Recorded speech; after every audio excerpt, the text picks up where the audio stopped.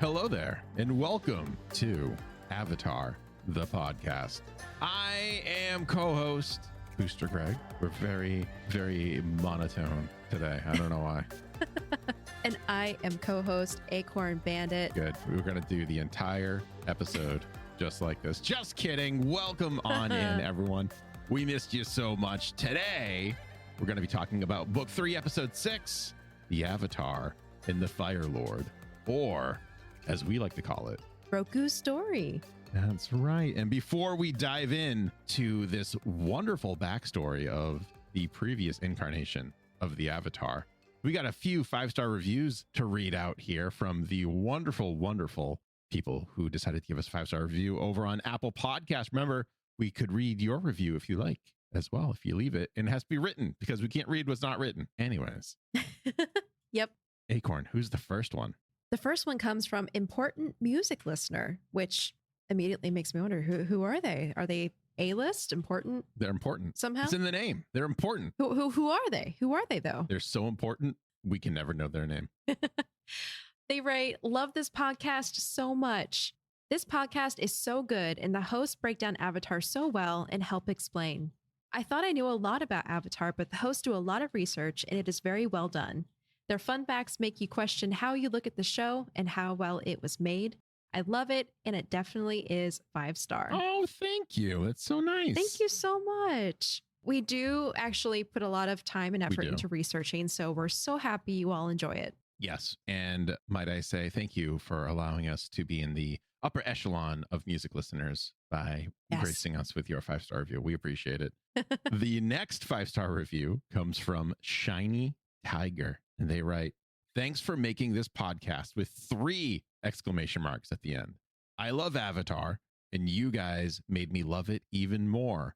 3 exclamation marks. Wow, they must really mean it. They must really. I mean, 4 is too many sometimes. 3, just the right amount. Perfect. That's really nice. Like whenever anyone writes in and says, I love this series anyways, but like you are the cherry on top, or like what you pointed out from 3 episodes ago, like I never considered, like those are always kind of like very justifying for me for the amount of time we spent on this show. Yep. We're so glad that we can help you all find another perspective to look at the show that you already love through. Yes. And it works both ways. This door opens and swings both ways, right? So there's plenty of times where someone writes in through Aang Mail, or they message us, or you know, they leave a review, or one of the many avenues that someone can reach out to us, and they say something like absolutely bonkers, and I'm like, I never considered that. Like when we were talking a few weeks ago on Avatar, someone brought up shipping Zuko and Sokka, and I'd never considered that before, and it really kind of made me think about these characters in a different way. So we always appreciate that. As much as we like to try to contribute to your enjoyment of this series, Avatar, The Last Airbender, and all of the universe, we really appreciate when you do the same for us. So thank you. Yeah, absolutely. Our final review comes from Na Na Na Come On, which I'm sure is a reference to a song. I just can't place it. It's gotta be. I just don't know what it is. Maybe Important Music Listener knows it. Oh, music listener, let us know.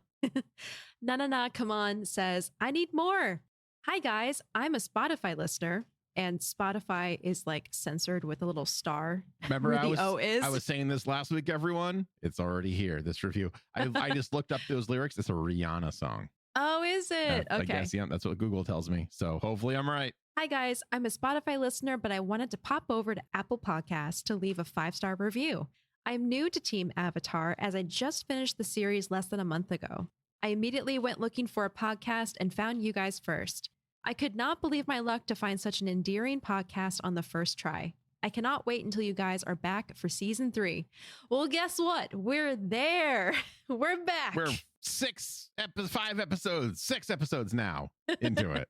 We hope you've been enjoying the episode so far. Yes, absolutely. Absolutely. Again, if you want to get your 5-star review read on the show, you can go ahead and leave that over at Apple Podcasts. Right now, like I said last week, we are going through the U.S. storefront. I don't know what you would call it. The U.S. Reviews. Yeah. And then afterwards, we will go through, we've been looking at Canada, Great Britain, Australia, and so many more. So just to name a few, Germany, we see it over there too. Absolutely. Yep. So those will be read. And You can always email into us at avatarthepodcast@gmail.com with the subject line being 5-star review. And that also counts for us as well, because we love our Spotify listeners. Absolutely. Yes. And special thanks to Na for coming over from Spotify to take the time to leave that review. We really appreciate it. Thank you. It really. And we have been seeing the reviews rank up, at least on the US side. And we just want to let everyone know that we super appreciate it.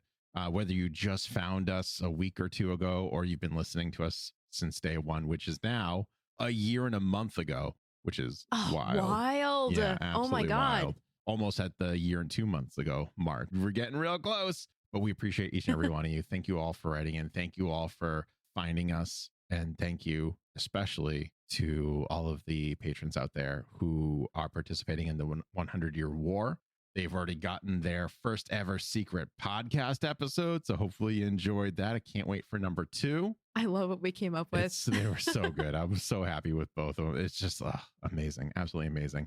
If you want to listen to that, you can always go over to patreon.com/avatarthepodcast, and you can partake in the 100-year war or any of the other tiers above that to listen to that wonderful, wonderful secret podcast, if I do say so myself. But anyways, it's pretty wonderful. It's pretty wonderful. You know what else is wonderful?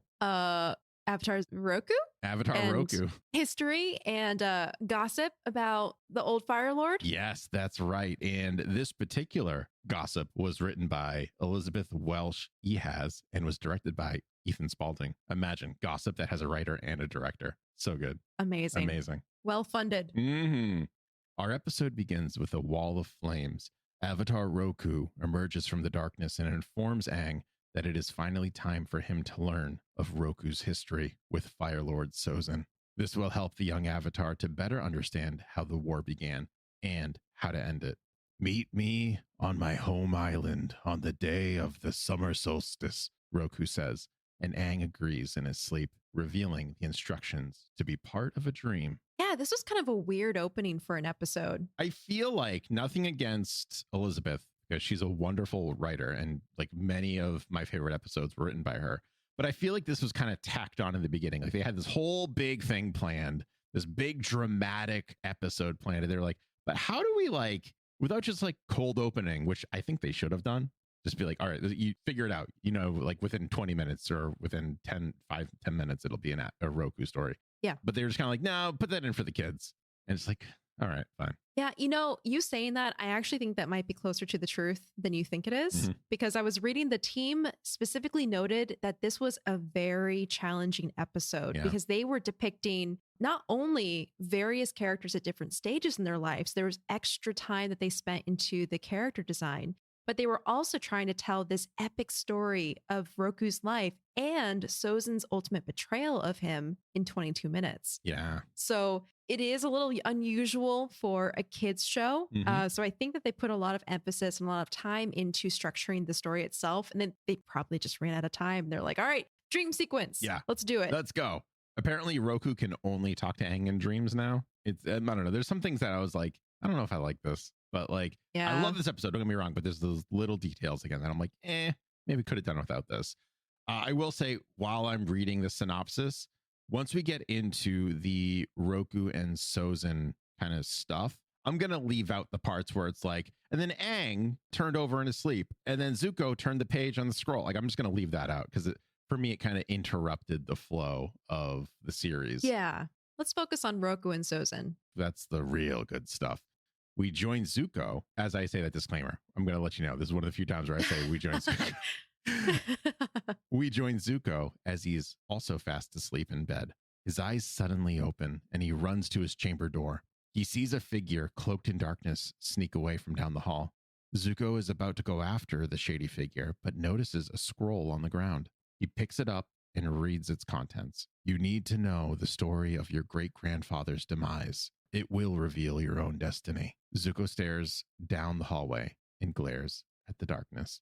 So interesting. He gets a scroll that says, learn about your great-grandpa because you'll learn more about your own destiny.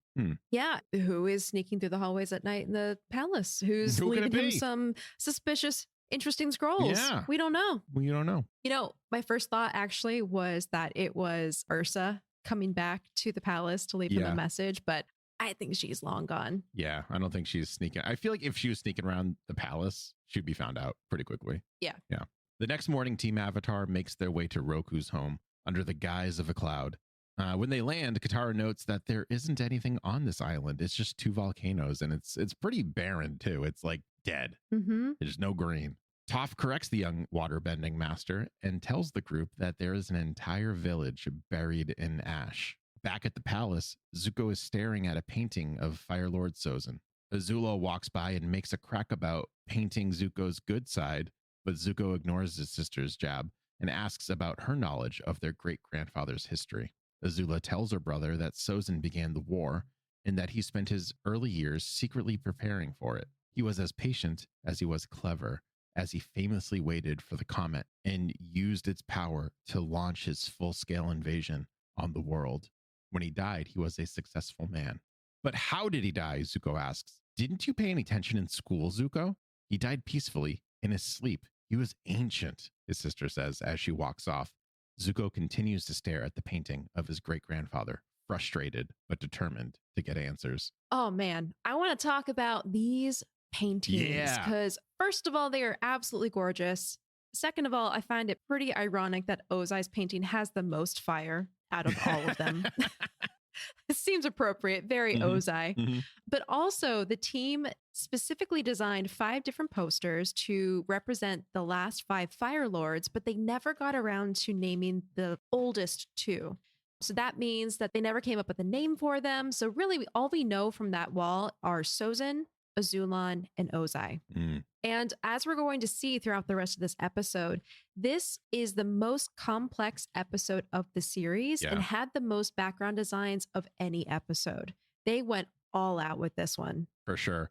And funny enough, on the director's commentary for this, they had Zuckerman, who is the composer, and they had one of the sound, I think it was like the head sound designer. They didn't have any of the art department in there. Oh my God. I was like, come on, I want to hear all about these backgrounds. I want to hear all about like the production. I want to maybe even the writing. And there was some good stuff about the sound, but it wasn't like what I was there for. So it was kind of interesting that that choice was made. Back at Roku's island, Aang enters the spirit world and is greeted by Roku and Fang, happy to see the young airbender and ready to show him their shared past. Zuko, on the other hand, becomes increasingly frustrated in his room. He reads that scroll again and can't figure out what it means. He tosses it aside, which accidentally lands on a lantern. The light of the lantern shines through the paper and reveals a secret message. Sorry, was that ruining the drama of the scene? Sorry. Just a little bit. Zuko grabs the scroll before it can burn all the way through and reads the message. The fire sages keep the secret history in the Dragon Bone Catacombs. And that's where Zuko goes next. This is like National Treasure level stuff. It is. Where's Nick Cage when you need him? Hidden messages released by warmth from a candle. It is very hard for me to not read this in an Iroh accent, by the way. I'm trying my hardest not to.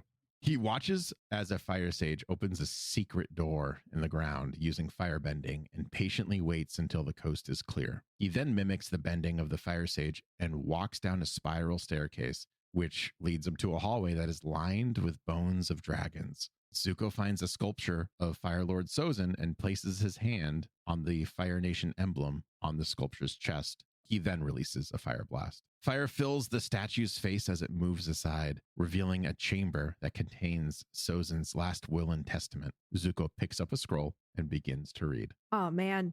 Let's talk about the Dragon Bone Catacombs, because first of all, it's super cool.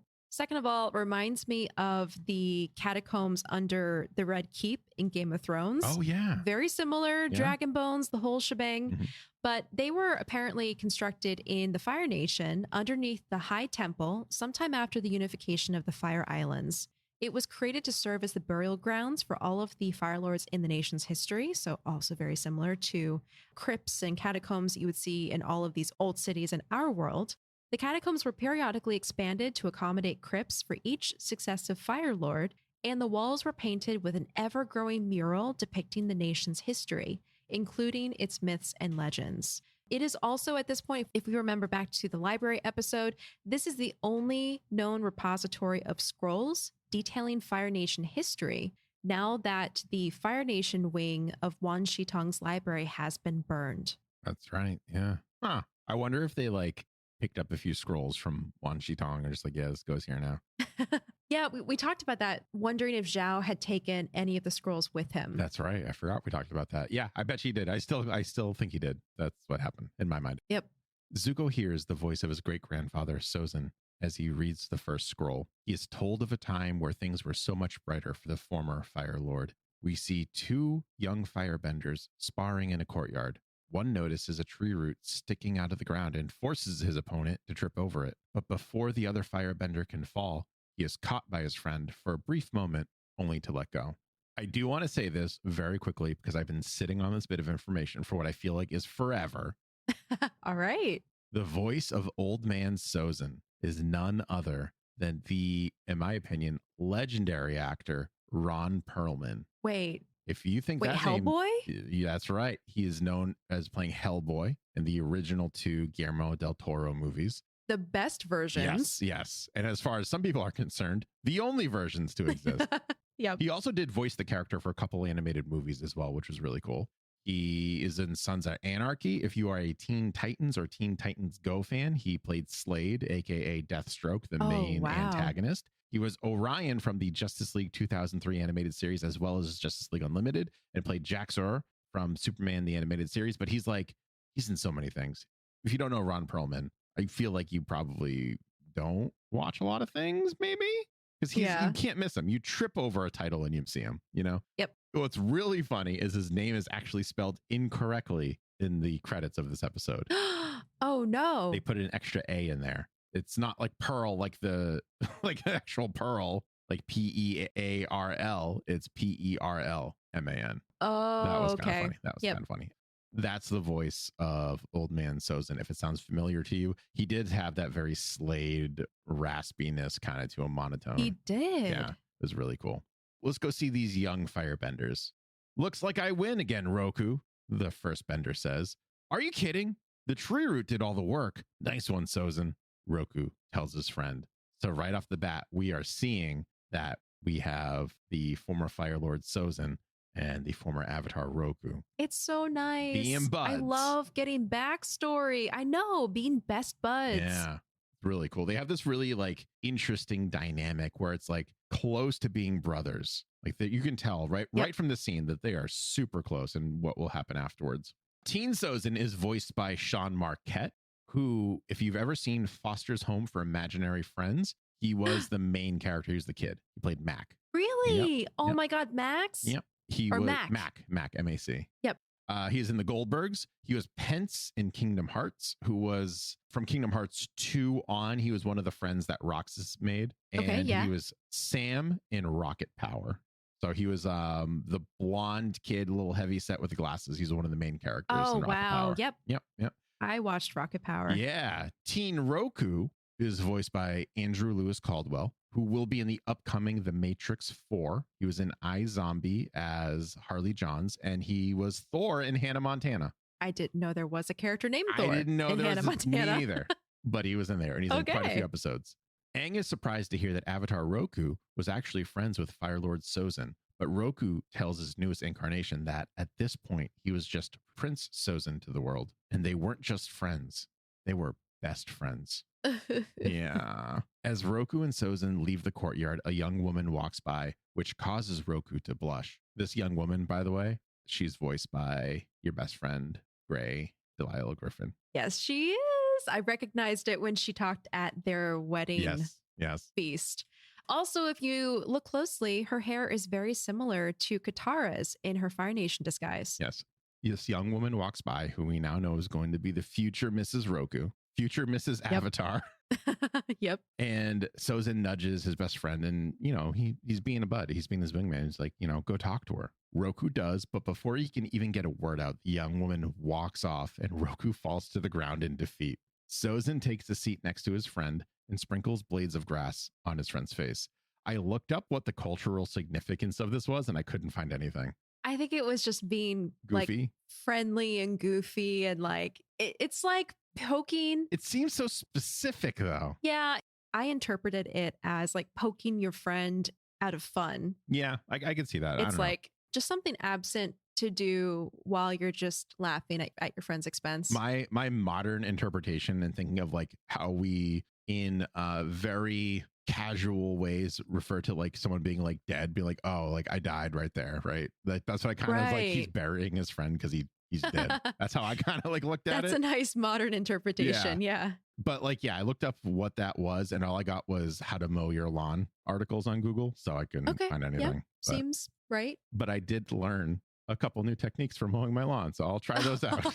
Oh wow, nice. So Sozin takes the seat, right? So you got the grass going on. Love is hard when you are young, Roku tells Aang, who knows this lesson all too well.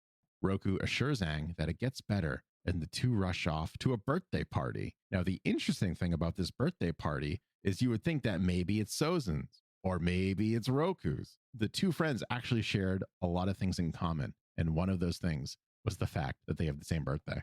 They're birthday twins. It's amazing. That is the makings of best friends right there. It really is. Or mortal enemies, or both.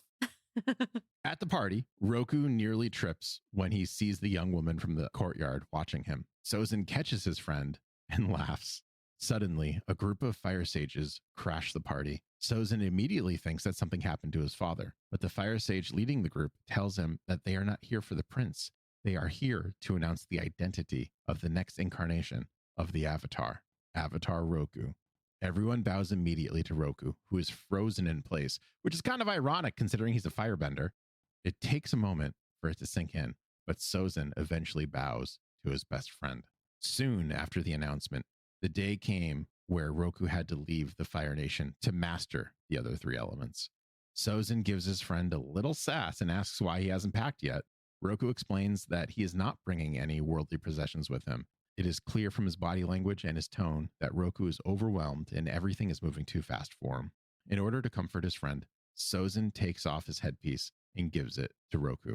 Even though this is a royal artifact and is only to be worn by the crowned prince, Sozin wants Roku to have it. The two friends bow in respect and Roku leaves the Fire Nation. Oh, a couple things here. Yes. On the topic of the fire sages who crashed the party, just wanted to remind everyone who they are and what importance they have in the Fire Nation. We talked about them back in book 1 during the winter solstice episodes. They are an organization within the Fire Nation that serves as the religious authority of the Fire Nation, and they're responsible for identifying the Avatar's incarnation, as we see in this scene. In addition to that, they guard the temple, they conduct coronations, weddings, funerals, etc. But I was thinking while watching this episode, how they identify the Avatar, because I thought it was interesting. Roku is a teenager in this scene. Do you have an answer for that? No, but I had that same thought too. I'm watching this thing and I'm just like, but wait, Aang was born and they kind of knew. Oh, he wasn't born. He was a lot younger and they kind of knew. He was like 5, 6, maybe. Yeah. So they knew that pretty quickly. And they had this whole test to make sure that they were right about that, right? Because they had all of the artifacts from the previous incarnations. Yep. The relics that previous avatars used. And so he showed an affinity for them and they were able to, And Roku didn't do that. My theory, my headcanon, I don't know if this is accurate or not. I don't have an answer, but the way I wrap my head around it is they hadn't developed that technique yet to determine who the next avatar is, or that's specifically an air nomad thing. I do think it's a specific air nomad thing, which leads me to begin wondering what process the fire sages go through for avatars who are born to the Fire Nation. And I'm not sure. So, listeners, if you have any fun theories, any fun headcanons, let us know. Write us an email at avatarthepodcast@gmail.com or tweet at us. Let us know what your thoughts are.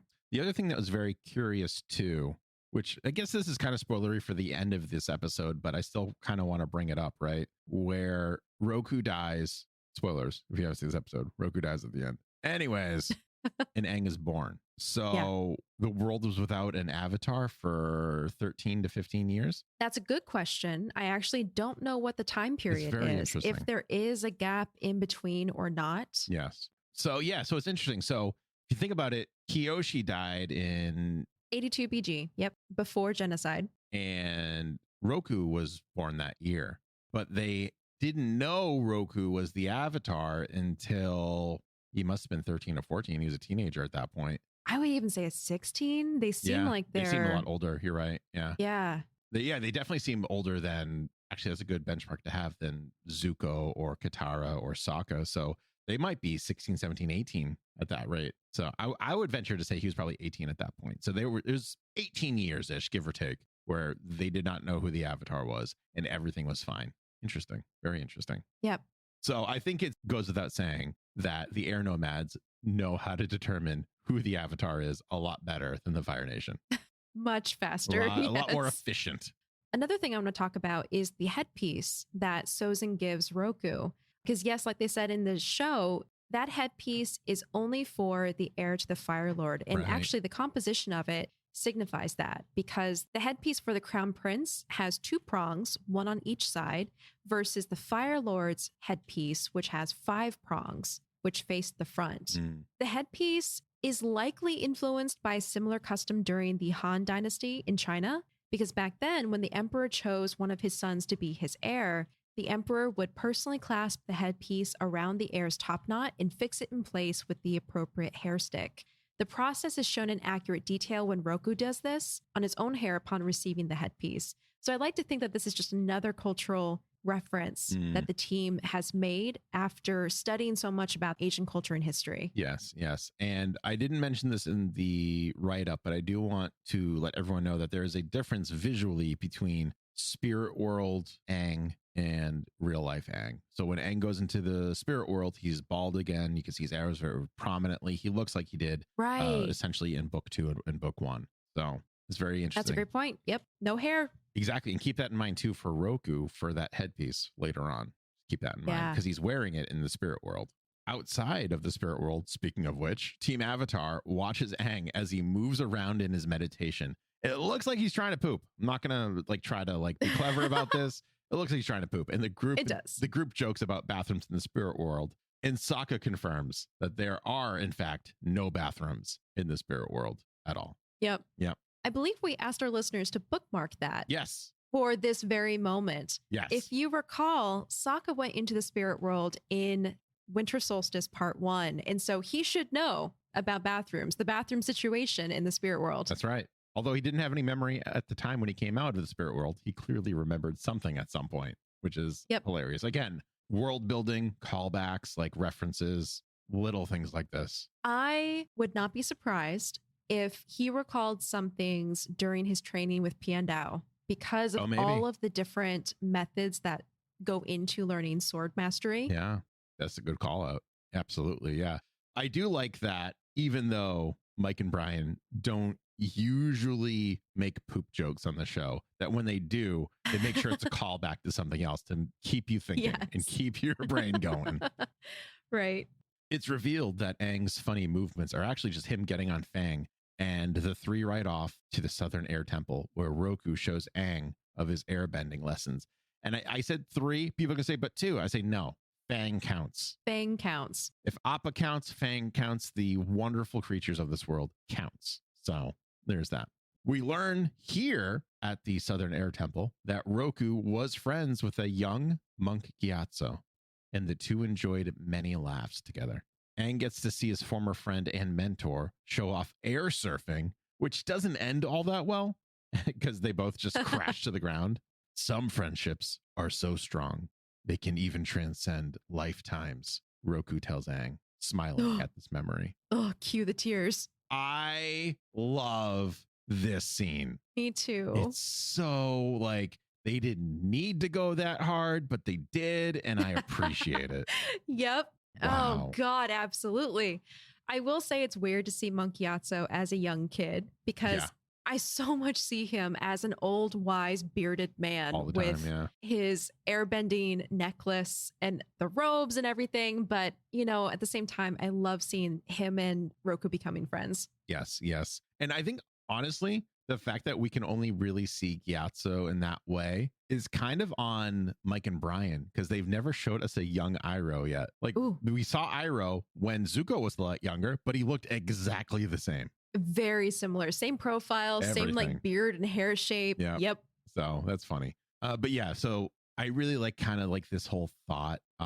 We had never considered that a trait of the Avatar that gets passed down are the friends that you make. And I like that. Some people might think it might cheapen that, or be like, oh, what, just because you're friends with this person in one life, you're going to be friends with them in another life. But for me, it's very like comforting. It is. I find it comforting too, because it shows more connections to the world, because we've already established that there's so many different incarnations of the Avatar, and those traits and memories and experiences pass down to the most current incarnation. But that's only one side of a life, your individual experience. I love the fact that individual experience is connected to the people of those time periods. And some of those relationships transcend generations. Yeah. That's so special. That's such a great thought. Yeah. And good on Monk Gyatso too. I think I said this on our AMA on our Patreon, but I think he's so underrated right now, where like he manages to befriend 2 different avatars, which means that his influence is upon 2 different generations of avatars. Yep. Like amazing. You'll have to, go to patreon.com/avatar the podcast if you want to read more about my thoughts on that. Not going to give it all out, but that's something to really note.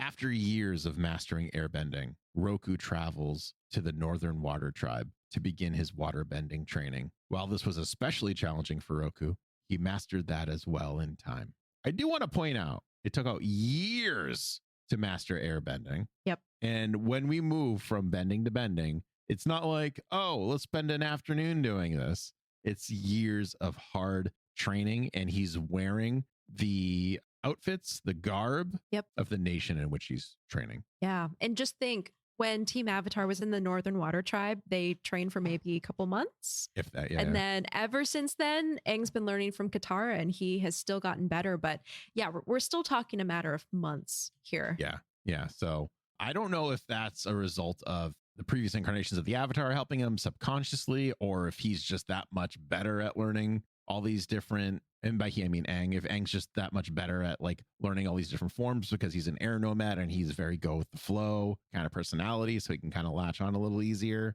Actually, yeah. I think it's a combination of him being an air nomad and his age. Yeah. Only being 12 years old. That's right. Because one thing I remember from Korra is she learned from very early on how to bend the elements, but she still struggled with bending as time went on because of her personality. Yeah. And I think I read this somewhere, and I could be wrong, and everyone feel free to call me out, but I feel like it's easier for a child to learn a new technique, a new idea of philosophy than it is an adult. So yeah, there's a golden period in your development where you can like learn anything. Yeah. And I'm so jealous of the kids who actually learned languages and math and all this crazy stuff when they were kids, because I did not.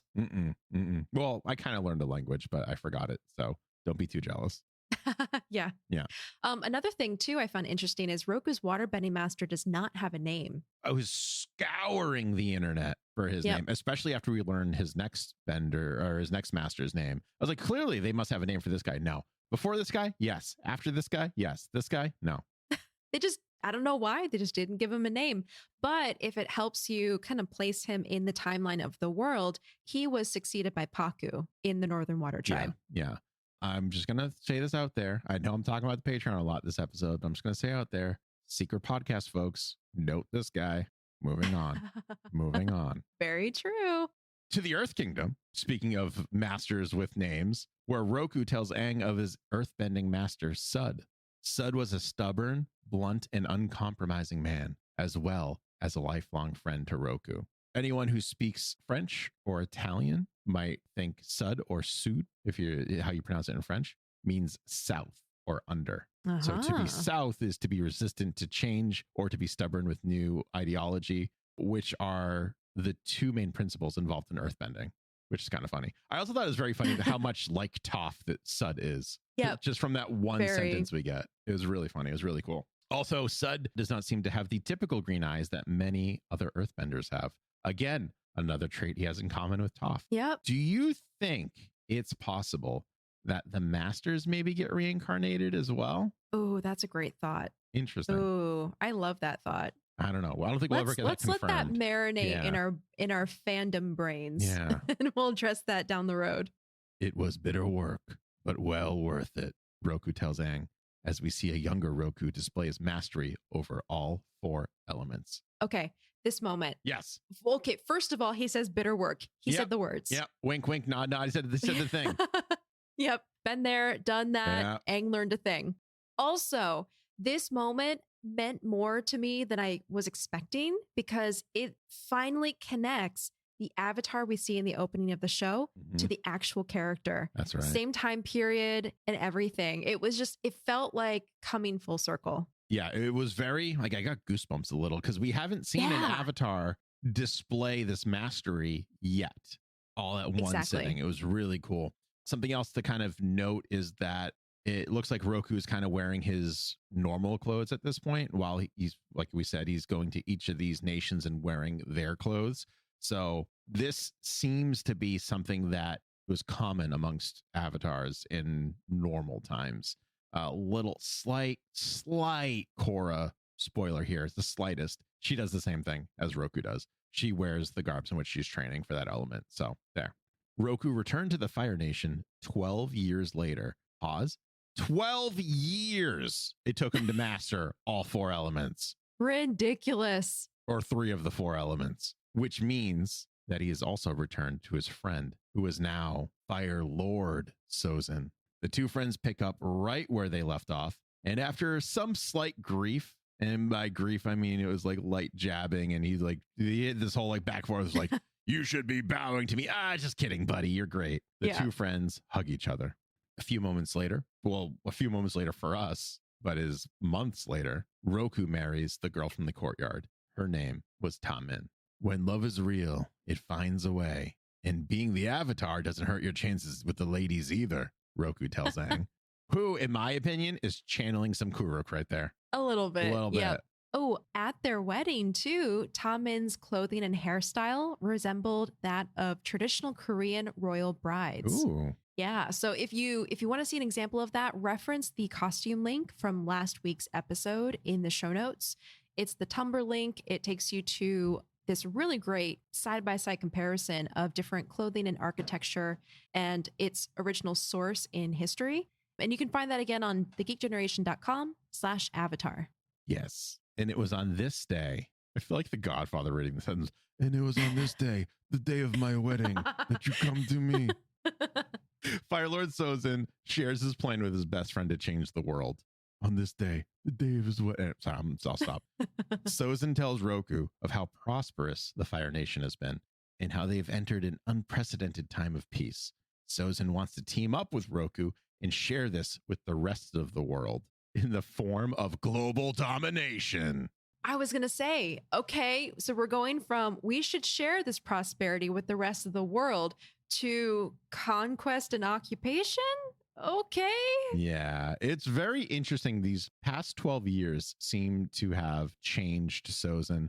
And I think Sozin was aware of that and didn't want to kind of like show his hand necessarily to Roku because, you know, they still have fond memories together. But I go back and forth with that because I know that Sozin's conniving and he's not a nice person and he really just kind of does whatever it takes to get his way. Where like young Sozin wasn't like that. They were just like 2 friends and he was very warm and comforting. And he even gave like this priceless artifact to his friend so he would feel better. I know, it makes me wonder what happened in the 12 years that he was away. And even Roku mentions that they both changed by the time that he came back. So we saw Roku's change. Yep. It makes me automatically curious what the change for Sozin looked like. Yeah, I really want to see that. But I guess we'll never really know because he never wrote it down in his last will and testament. Because as a reminder, even though I'm skipping over this part, we are learning from Aang with Roku as well as Zuko reading the last will and testament of his great-grandfather. So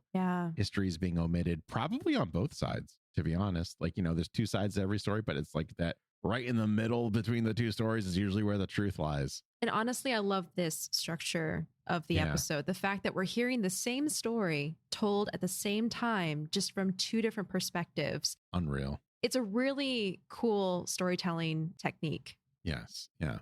So Sozin says we're going to dominate the world, and Roku has seen the world and understands that balance is needed and protests. He explains that the 4 nations are meant to be just that, 4 separate pieces to the whole. Avatar Roku tells the Firelord that he does not want to hear about this again and walks away.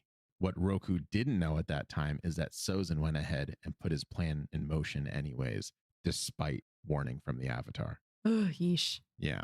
Many years later, Roku sees the Fire Nation has invaded and conquered some of the Earth Kingdom. Enraged, Roku storms Sozin's throne room and yells at his former friend.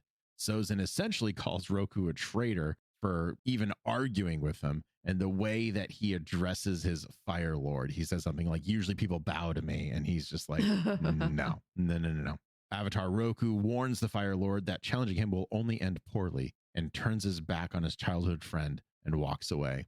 Sozin does not take kindly to these words or Roku's attitude and jumps off of his throne and unleashes this like monumental fire blast at Roku.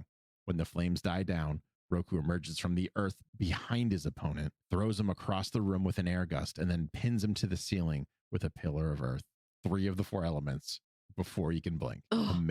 Amazing. Roku enters the Avatar state briefly and destroys the palace in a single movement.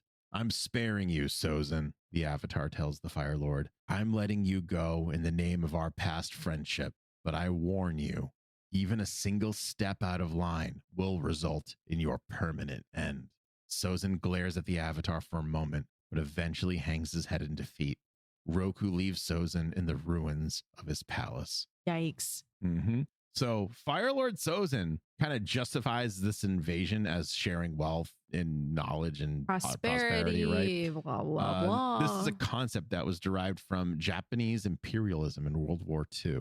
The Japanese Empire used an ideological construct called, I'm going to butcher this, I'm so sorry, Dai Tao Kyoken. I'm going to say Kyoken. I know it's not Kyoken. I think it's Dai Toa Kyoken. Dai Toa Kyoken. I'm sorry I butchered that. It looks like it's roughly translated to the Great East Asia Co-Prosperity Sphere to justify invading China and conquering the South Pacific, just as the Fire Nation had invaded the Earth Kingdom and Water Tribes. So awesome pull from history right there. Wow. That's a great reference there. Yes.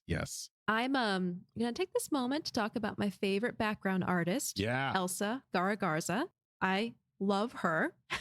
She designed this version of the throne room as well. Oh, cool. We talked about her way back when we first saw the throne room in the Fire Nation, and we talked about how they drew inspiration from Egyptian and lots of different areas of history. Well, she designed this one as well. And if you notice, it's a lot more open. It's light filled.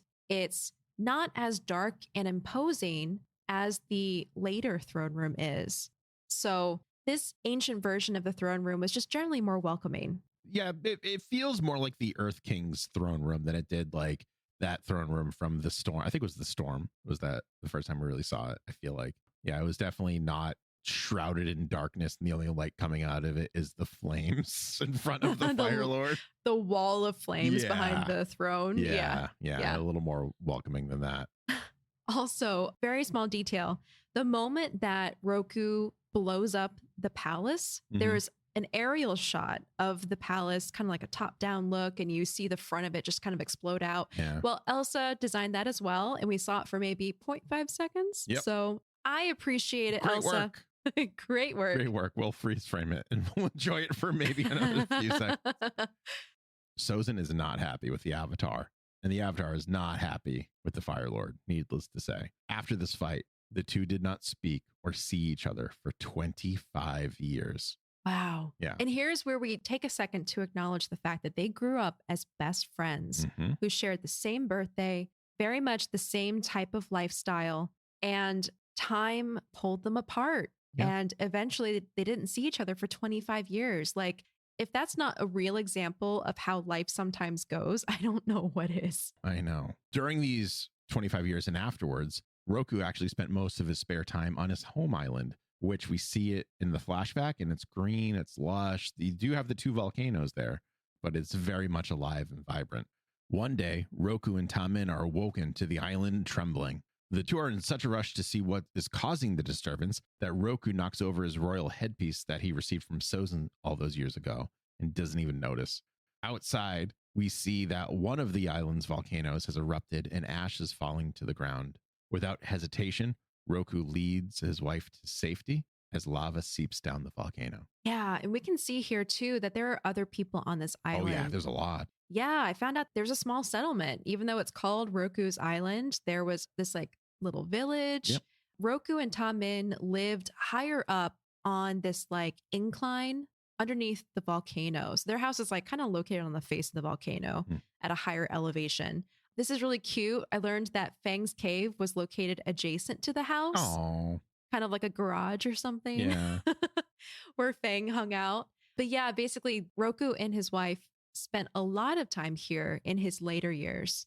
I really want to learn more about Fang. I really Me do. too. I was hoping to learn more in this episode. We didn't necessarily. The Firelord also has his own dragon. Oh, we'll talk about that. Don't you worry. Yeah. We will talk about that. 100 miles away. I like how he's exactly 100 miles away from Roku. Sozin is kind of like hanging out on his balcony, and he can see Roku's island erupt into flames and watches from his balcony. He could feel the earth rumbling from the distance, and he had never seen such a catastrophe before. The Avatar does his best to save his village from the volcano, using all of the elements to block the flow of lava and avoid the toxic gases that are emitting from the ground. Fang even shows up and tries to get his friend to leave, but Roku refuses and tries to battle the volcano some more. Oh my God. Yeah. Oh, two things. First, I get so emotional at this part because Roku's so cool. He's so cool. He's so cool. And so talented. Yeah. And he's an old man, but he's doing his best and he still kicks butt. Yeah. And so I just get emotional watching Roku do his Avatar thing. Second thing is this whole concept of him battling the volcano reminded me a lot of when Team Avatar diverted the volcano's destruction in Makapu Village. Yeah. In the Fortune Teller. That's right. Very similar. They like Roku cuts this long gash into the ground to divert the lava out to the ocean. And he used a lot of similar techniques that the team did, which I thought was really cool. Which in hindsight now was probably Roku guiding Aang's hand. I like to think that Learning that was from the his case. mistakes. Yeah. Oh, man. That's Oh, God. so cool. Wait, learn from his mistakes. Stab me in the heart. I Why know. don't you? I do want to point out something really quickly, too, before we move on to the ending, essentially, of this whole thing. We're watching Roku throughout his whole life. At this point, he looks exactly like himself in the spirit world. So whether you realize it or not, there's this impending doom kind of going around Roku. And it's so subtle, you'll miss it if you're not really paying attention, but it's just very masterfully done. Like he when he wakes up on that island, he's old man Roku as we know him, and you're like immediately, I recognize him. You're gonna die soon. I'm sorry, Yeah. man, you're gonna die soon. Oh, yeah. Putting it that way, I did not connect those dots, but you're absolutely right. If the version of himself in the spirit world is a representation of the age at which he died, then it is like a ticking time bomb this whole episode, waiting until we get to the moment where he looks like his spirit world self. Yeah. And what's interesting for all those eagle-eyed listeners out there, his spirit world avatar, so to speak, has that headdress on, even though he left it on the floor of his house. Yeah, I thought that was interesting. That's how he views himself. So do you think that he just always has that in his hair? So like it's like when you look in the mirror and you get a haircut, you're like, oh, that's not me. But like it is, you just kind of have to get used to it. Or do you think he purposefully has the headdress on in his spirit world form as a constant reminder of his life and his betrayal of his friend, his maybe naivete to think that his friend wouldn't go along with the plan? C, both. Yeah. Fair. I think it's both of those things. And something I was thinking about while watching the episode is the fact that he took this headpiece that signifies the crown prince in Fire Nation culture and owned the ornament as part of his identity, as part of his appearance. Right. I started thinking, what did that headpiece come to mean to him after being estranged from his best friend who gave it to him? You know? Yeah. I think it might have been just a moment in time where things weren't so dark. Like a reminder of when things were lighter and brighter. Yeah. Interesting how even at the end, the two, at least in terms of remembering their childhood, both have the same kind of longing. Yeah, when times were simpler. Oh my gosh, I love that. Because you're You're absolutely right. Sozin begins his scroll remembering when times were brighter. And Roku holds on to the headpiece because it was a reminder of when times were brighter with his friend. There you go. Oh, slay me. Cyclical. There's more than one cycle in this show than the Avatar cycle. Yep. Roku eventually realizes that he cannot win and is about to accept defeat when Sozin shows up on his own dragon, who, by the way, never has a name either. No one has names in this apparently anymore. They ran out of budget. They ran out of budget. They couldn't hire the name guy for this one. Yep. The two friends work side by side for the first time since they were teenagers and look like they are winning. Sozin nearly falls when the earth he is standing on gives way, but Roku saves him with the blast of earthbending. Don't breathe the toxic gas, Roku tells his old friend, but finds himself inhaling some of that very gas by accident. Roku falls to the ground and reaches out for his friend's help. Sozin suddenly realizes that without Roku around, his plans for the future are suddenly possible.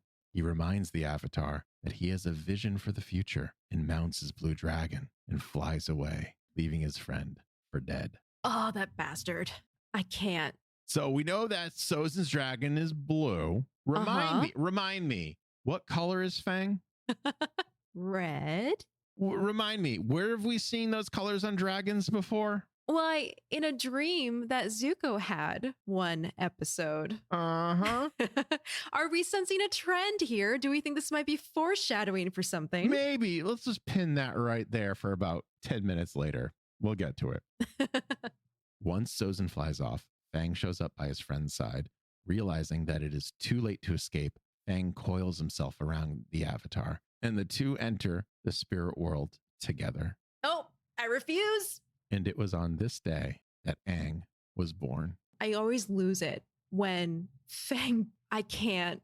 I'm the person who doesn't get really torn up when people die unless there's like a big emotional impact with their characterization, etc. But animals getting hurt, animals dying, I'm a blubbering baby. I cannot handle it. More specifically, loyal animals. That specifically. Homeward Bound. Yeah. I still have trauma from that. Don't even. We're not going to talk about Homeward Bound ever again. Period. I'm just going to put that. Ban topic. But yeah, so this happened and I was losing it. I held Rusty. Everyone knows Rusty, my dog. I have Pippin as well, but she was downstairs. Rusty was closer, so I was holding him and I was like, buddy. And I was just like, it's just like that loyalty right there. Fang sees that he can't save his friend. And instead of saving himself, he goes down with his friend. Oh, tearing up again. Nope. There's also that little bit of, I guess you would say, because Fang what is Fang to Roku? He's like his spirit guide, right? His spirit guide, yeah. Yeah. So like he knows essentially that Roku's going to go into the spirit world. So he's like, I'm going with you, pal. So there's like a little comfort in that, knowing that like, it's not just like we're going to die together and that's it, the end. Like they'll be together forever. But it's still, it's so sad whenever this kind of thing happens. Anyways, let's move on before Acorn actually starts crying because I can see the tears welling up. Make sense of our past, Aang, and you will bring peace and restore balance in the world, Roku tells Aang as his vision ends. And as the vision ends, we see Aang's parents. Yeah. They're shadows, but we still see his parents in one of the temples. That's right. I do really like when Aang is born, that whole scene. It goes from like light and it's very similar to the opening credits, and then it shows him as a baby. It's all very well directed and well shot, so to speak. And it was really cool. It was like we're surrounded in all this darkness, and then all of a sudden in the next incarnation of the Avatar, he's not born in darkness, he's born in light, which is really cool. Oh, yep. Yeah. Symbolism. Yeah. Zuko finishes reading his great-grandfather's words, where he admits that he knew the next Avatar would be an airbender, so he ordered the genocide of the air nomads. Even still, the Avatar managed to elude him, and Sozin wasted the remainder of his life searching in vain. I had a moment of satisfaction with that. Well, yes, absolutely, because I don't want this guy to get his way. It was so like, I'm still so conflicted about Sozin in a way that like I have yet to be conflicted about Azula or Ozai, because we've seen him be a good person in his early life. And then he went to that island, not to kill the Avatar. He went to the island to help his friend save his island. Yeah. That was his goal going into it. It was only when Roku inhaled that gas and was on his knees that Ozai Saw the opportunity. saw this opportunity, and it kind of dawned on him. It took him a minute, but it dawned on him. He goes, I could get what I want right now. In the same way that Zuko at the end of book 2 had that choice. In the forest? No. Well, yeah, in the forest as well, yes. But in book 2, the season finale, where in the crystal in the catacombs. crystal I was actually catacombs. thinking of the moment in the forest at the end of the Blue Spirit. Interesting. I don't know why that flashed in my mind, but Zuko even then was having a moment where he was thinking about if our lives hadn't been this way. Or actually, he was thinking about what to do. And then Aang was the one who was thinking, if our lives weren't this way, I feel like we would be friends. Yeah. And then at the end of book 2, he has that moment of confliction. And then hold on. And then I just want to take before I lose this thought. So could we have been friends in a different life? They were. Yep. Oh my God. Oh. Get out of here, Break. Get out of here. You're drunk, Break. Go home. You're drunk on storytelling power. Storytelling. So I was thinking more at the end of book 2, where Zuko has the choice to join Team Avatar or betray them. Yeah. And he chooses to betray his uncle. And he chooses to do that, which is the same choice that Sozin makes right here. Help his friend or betray his friend. And he chooses to selfishly go with what he wants to do. The difference between Zuko and Ozai is that Zuko regrets it afterwards. And he doesn't have the satisfaction.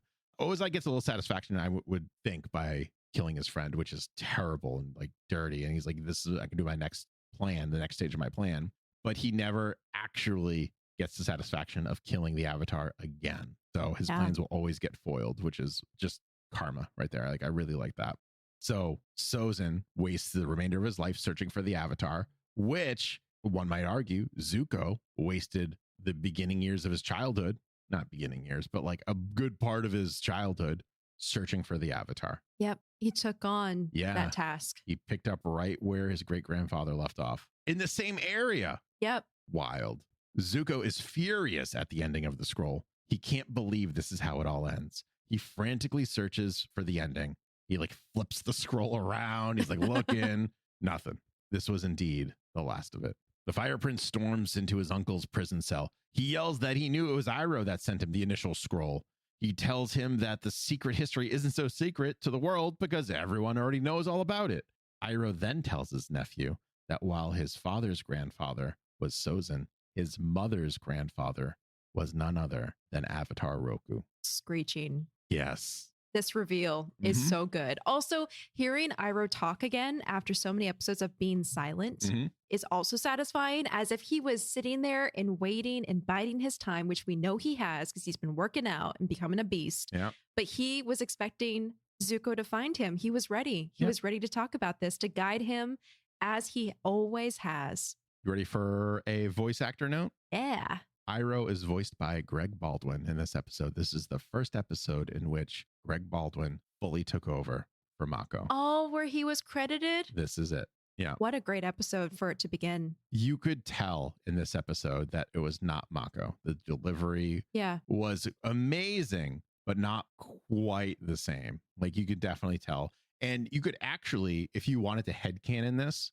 so it feels maybe a little less abrupt, when one loses weight, your voice does change a bit. Your enunciation changes, stuff like that. And we all know that Iroh has been really hitting the gym lately, really lifting the old barbells, because jail bars, you're all welcome.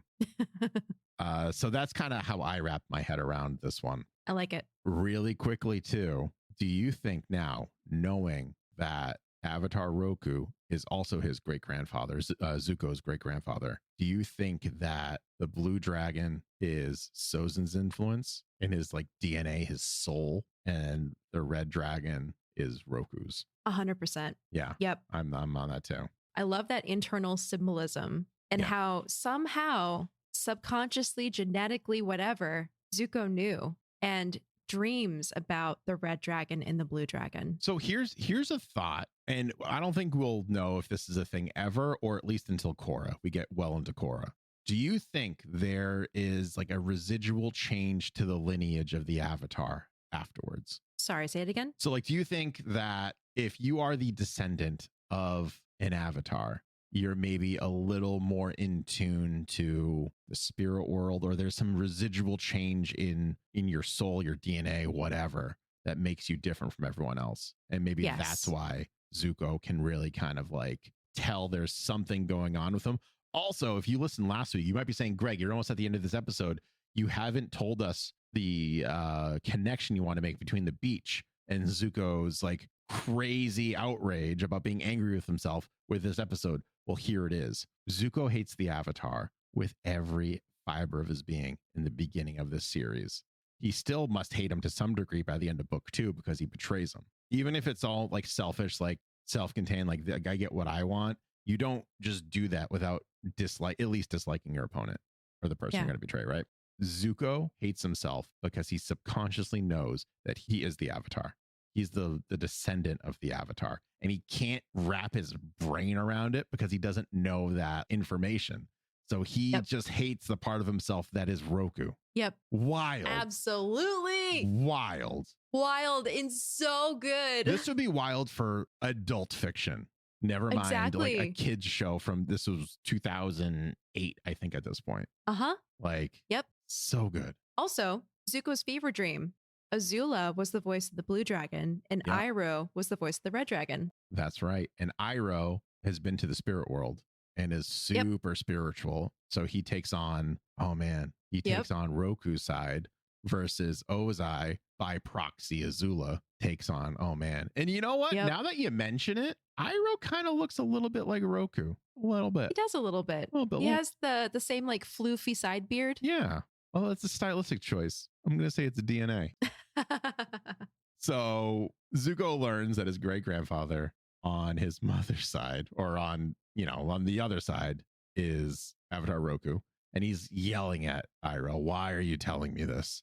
Because understanding the struggle between your two great-grandfathers can help you better understand the battle within yourself. Evil and good are always at war inside you, Zuko. It is your nature, your legacy. But there is a bright side.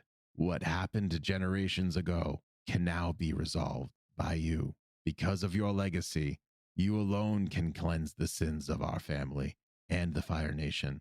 Born in you, along with all the strife, is the power to restore balance to the world, Iroh explains. All right. So remember on our last Avatar, I talked about how my least favorite ship or least favorite relationship was Ozai and Ursa. Yep. Well, I still feel that way, but I'm glad that they got together because they basically are redeeming all of the actions of the Fire Nation by bringing those two lines together and giving Zuko the chance to fix it all, at least to set things right. Yes. Yeah, I'm with you. I just still need to know how and why Ursa ever agreed to that marriage. I think it was an arranged marriage thing, honestly. Maybe. Yeah, that could be. That makes sense. Although they don't really have, it doesn't look like they have arranged marriages, potentially. Roku's wasn't anyway. Although that doesn't mean, just because one isn't, that doesn't mean all of them aren't. So, yeah. Yeah, I actually read that, at least with Ta Min, there was an expectation that she would marry someone from the royal family. She just didn't know who. Oh, okay. And then she ended up being married to Roku. So I think there's, similar to our world and all the different royal families, like if you're at a certain level in royalty, there's an expectation that you could be paired up with someone of a similar or higher rank. Okay. All right. So Iroh removes a brick from the wall and takes out a bundle. Iroh takes great care in unwrapping the bundle to reveal the royal artifact that was thought lost on Roku's island. Iroh hands the artifact to his nephew and explains that it is to be worn only by the crown prince. Zuko takes the crown, and all he can do is stare at it. And then I have in big capital, we already talked about it, but I have in big capital letters. Suddenly, the dream with the two dragons makes all the more much sense. And then, by the way, if anyone forgot what episode that was the Earth King episode where he has the fever dream. That's what it was. Yep. Back at Camp Avatar, Aang finishes explaining what he saw on his vision with Roku. Aang tells his friends that the lesson he learned wasn't that all Fire Nation people are evil, but that anyone is capable of doing both good and evil. Therefore, everyone, including Firelord Ozai, deserves a second chance. Toph asks if he really thinks friendships can last more than one lifetime. I don't see why not, Aang says. Well, scientifically speaking, there's no way to prove that, Sokka says. But an annoyed Katara tells her brother to join hands with the rest of the group. The end. Cue the tears again. Yeah.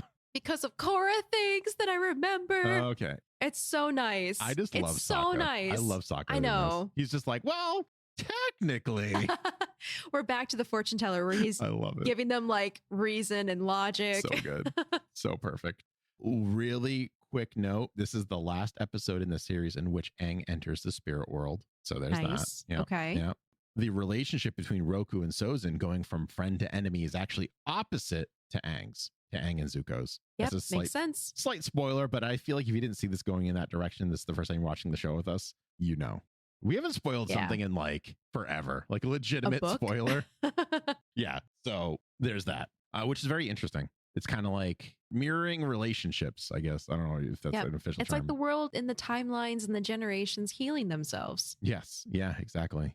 All right, Acorn, we're at that time now. Oh, who is your MVP of the episode? It's got to be Avatar Roku. Yeah. I love him. I loved being able to see more of his backstory and what he went through training as an avatar and how he dealt with his relationship with Sozin and just everything. And the fact that he's been guiding Aang this whole time. While we did acknowledge the fact that his appearing in Aang's dream was a little sudden, a little weird for a start for an episode, I still need to acknowledge the fact that even now, even through all that's happened, Roku is still looking out for him. He's almost been thoughtfully pacing things out because he even said, now is the time for you to learn about my past. It's now time for you to learn about what has happened in history. So it's got to be Roku. Yep. Avatar Roku, master storyteller, just pacing it out perfectly. I also want to know, and no one answer me on this one. This is just me yelling at the world, at the universe at this point. Why is Roku always having Aang go places to learn things? Why can't he just say, like, do that there? Because Aang's a kinesthetic learner or something. Maybe. He's got to go do it to learn. That makes sense. All right. That's my headcanon now. Because of Aang's learning style, he has to be at the place. Okay. I think I agree. I think the MVP is obviously Roku. Everything he had to do, like just seeing him grow up and mature and the decisions he had to make, like, it would have been very easy for him to be like, yep, no problem, Sozin. Like, you're my best friend. I'm going to go with you. But he stuck to what he thought was right and what he knew was right. And he never wavered from that path. Yep. Which echoes what Zuko said in last week's episode, The Beach, how he doesn't know what's right and wrong anymore. Right. And he's struggling with that. Right. Because Sozin always does what's wrong, apparently. Yep. And Roku always does what's right. Interesting. Interesting. What is your moral of the episode? Unless we remain vigilant, history will repeat itself. Yeah, that's a really good one. Despite the one that they said earlier in here, I think the moral of the episode for me is the best thing you can do for everyone else is knowing yourself. Yeah. I think that's it for me, where Zuko doesn't necessarily, or he didn't know his lineage, and that was a big part of who he is without knowing it. And now that he knows it, maybe he can wrap his head around it and he can kind of move on. You know, get over this anger, this weird teenage anger that is also amplified by Sozin, that's also amplified by the confusion of, you know, Roku's influence without him even knowing. It's very like nature versus nurture in all of this. Yeah, definitely. And I feel like as much as Avatar: The Last Airbender is a story of destiny and following it and predestination, I think there's also a lot of like the reverse of that, where Zuko is on this path. His destiny is to capture the Avatar, sit by his father's side, be the hero of the Fire Nation, but something inside him is tearing him off that path. Yeah. So maybe the Avatar is not only a balance between the elements and the physical and spiritual world, but also a balance between predestination and free will. I like that. I like those parallels.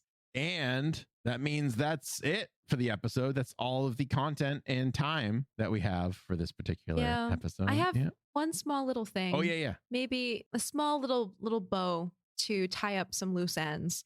I did find out, and this warmed my heart, that Ta Min's love for Roku persisted even after his death, and she never remarried. She quietly lived out the rest of her life on Ember Island. That makes me happy, Yeah. but also sad at the same time. It's a balance between my happiness and sadness on that news, some might say. Yes. Yes. But what a great episode. Gosh, one of my favorites. It really is up there. Like, it's such a deviation from what we've seen from the series, but it was a welcomed one. And now, after this, I feel like we're going to get right back with a plot Team Avatar. And Yep. going forward, I feel like we haven't seen them in so long. I know. It's been 2 episodes where they've been the B plot. So it does feel like a long time. All I know is as we progress farther in this season, in this book, I am acknowledging it's going to be very hard to choose favorite episodes when we do our recap.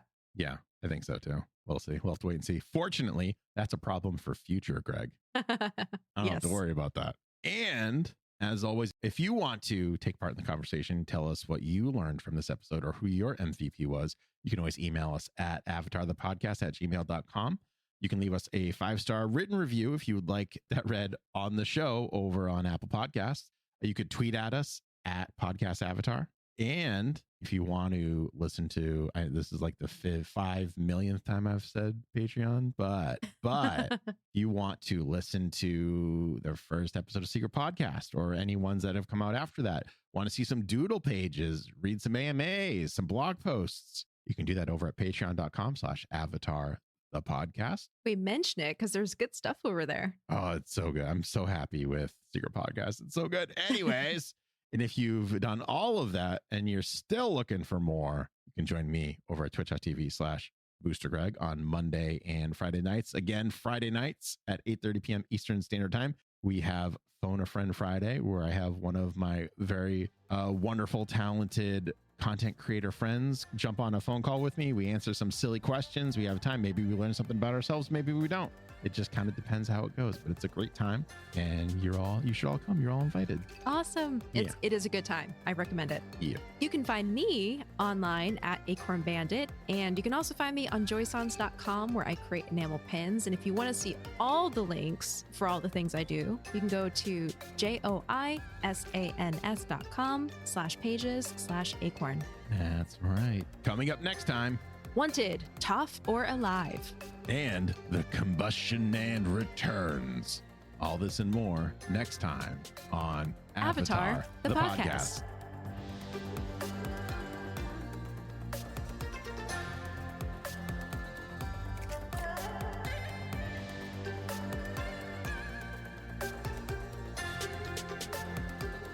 Avatar, the podcast, is a proud part of the Geek Generation Network. Remember to check out all of our podcasts at thegeekgeneration.com.